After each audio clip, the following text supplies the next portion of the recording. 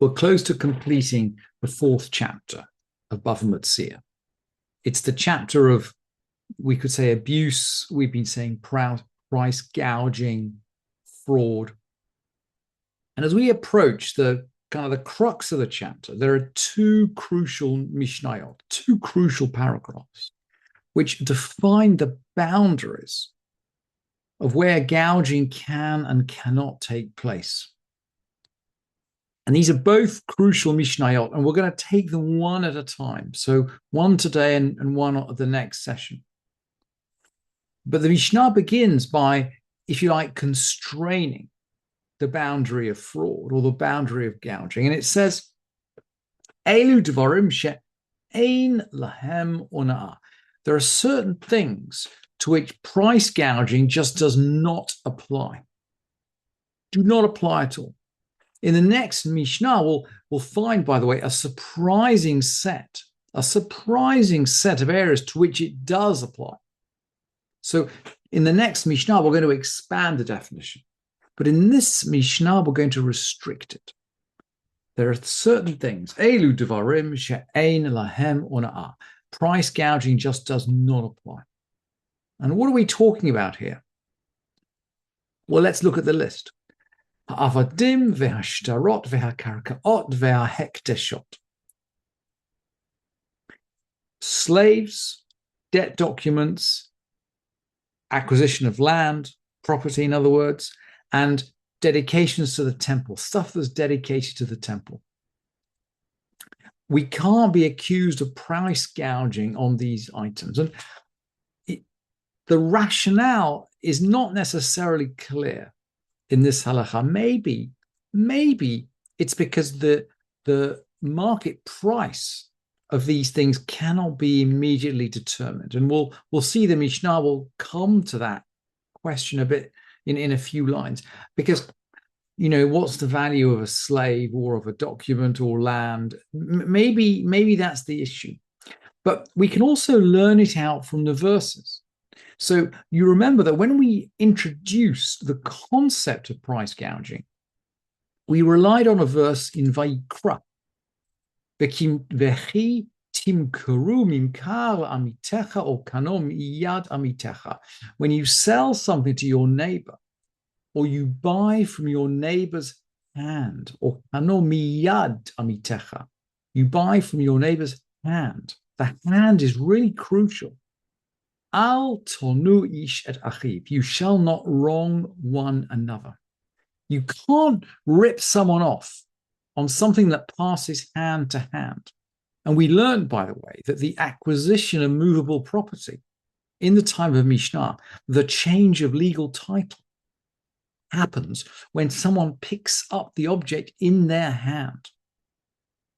And the Mishnah seems to assume that these laws of fraud, of price gouging, of doing wrong, apply to stuff that passes hand to hand, rather than stuff like land where effectively title is passed by deed. And that's the basic that's the basic boundary, if you like, of our halacha. And we'll see that the same kind of boundary sort of carries forward. Let's just carry on in the Mishnah. We'll see this theme develop itself. So they're not subject to double or 4 times or 5 times payment. So we've learned, for example, in the case of theft, the thief has to pay double. And if there's brazen theft, so if the thief steals and then slaughters or sells, he has to pay back 4 or 5 times. And again, if we look at the relevant verses, we'll see that these seem to apply to things which are passed from hand to hand. So let's have a look. Let's have a look at the verses. Let's go to the parsha of Mishpatim. So v'chitein ish ereu chamor or shor or se v'chol behema lishmor. So someone gives to his neighbor an ass or an ox, or a sheep or anything to keep. These are all objects. These are all objects. And it dies or it's driven away, then he's going to take an oath. He has to take an oath. But this, and if it's stolen, he's going to have to make restitution. If we back up a bit, there are examples of objects, not living objects, but dead objects, which are delivered to a neighbor for safekeeping.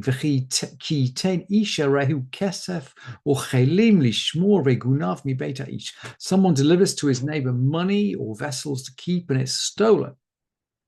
And now we're going to have the double. If the thief is found, he pays double. And if the thief is not found, then the custodian has to swear an oath. And the verse continues, Al kol dvar pesha, for any manner of trespass. And then there's a whole list of objects, al shor, al chamor, an ox or an ass, al say, al salman, a sheep or a garment, al kol avedah, for any lost thing. All these things seem to apply to livestock or things. They don't apply to land or documents or slaves. So the Mishnah continues. They don't have double or 4 times or 5 times payments. Let's keep going. An unpaid guardian doesn't have to take an oath. So if they get lost or stolen, if your slave gets lost or stolen and you're guarding it, you don't have to take an oath. And a paid guardian doesn't have to pay compensation. These objects seem to be completely outside the territory of regular price gouging, which seems to be restricted from our verses to basically animals and things. Rabbi Shimon Omer, now, Rabbi Shimon is going to somewhat restrict this restriction. He's going to say there are certain holy things for which someone is responsible. So if you say, for example, this animal is dedicated to the temple and it gets damaged, and you have to replace this animal. And Rabbi Shimon says it is subject to honor. In other words, let's say it's damaged and you sell it, but you don't disclose the damage. And then, well, you overcharge for it because you haven't disclosed the damage. At that point, you're responsible. The transaction can be unwound. And if you make a less serious oath, if you're not responsible for them, there's no price gouging. Essentially, they remain holy objects. The halakha doesn't go according to Rabbi Shimon, by the way. Rabbi Yehuda Omer, now we'll get into valuation issues. Rabbi Yehuda Omer, af hamucher sefer Torah behema umargalit. Rabbi Yehuda says someone who sells a Torah scroll or an animal or a pearl. Really interesting. 3 examples of items which seem to be difficult to value, and really intriguing to see the Torah scroll equated to a pearl. Questions of taste, questions of style, maybe questions of preference apply to all of these. Ein lahen on'ah. We can't establish price gouging there because apparently we don't seem to be able to identify a firm market value. So what happens? Amrulo, they said to him, this, by the way, means the sages say to him, and they have the last word. Very often, usually, the last word in the Mishnah is the halakha, and it is in this case.